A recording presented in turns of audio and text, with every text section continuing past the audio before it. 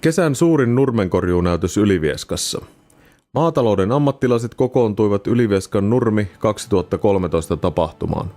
Jara kokosi yhteistyössä Agrimarketin ja K-maatalouden kanssa mielenkiintoisen paketin tuotantopanosratkaisuja.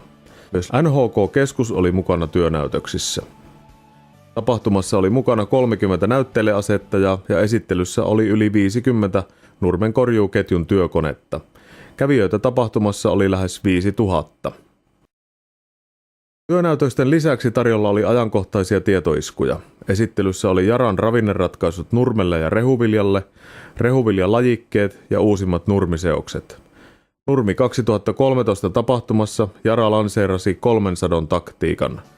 3 korjuulla saadaan maksimimäärä sulavinta, lehmiä parhaiten lypsättävää ja sonnea nopeammin kasvattavaa säilörehua. Se on myös edullisinta ja ravinteiden hyväksikäyttö on tehokkainta.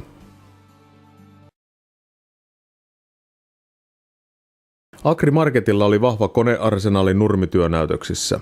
Esillä oli Nurmen koko tuotantoketjun koneet John Deere ja Krone niittomurskaimista Amazon lannoitteen levittimeen.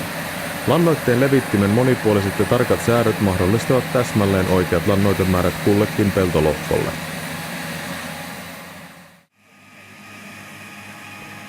K-maatalouden työnäytöksissä oli esillä muun muassa Elhon, maailman levein nostolaite perhosniittomurskain, ja Klaas Rolland, maailman eniten myyty pyöräpaalain.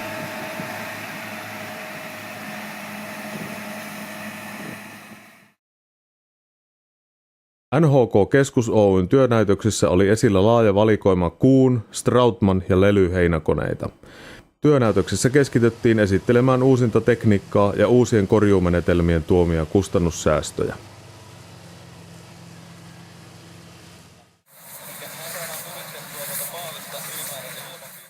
Nurmea kaadettiin useamman hehtaarin alalta. Myös lietteen ja kalkin levitys oli mukana työnäytöksissä. Koealoilla sai verrata eri lajikkeiden kasvua eri lannoitemäärillä. Ruuduissa oli esillä uusia ohra- ja kauralajikkeita. Koeruudussa kasvoi myös harvemmin Ylivieskan korkeudella nähtyä maissia.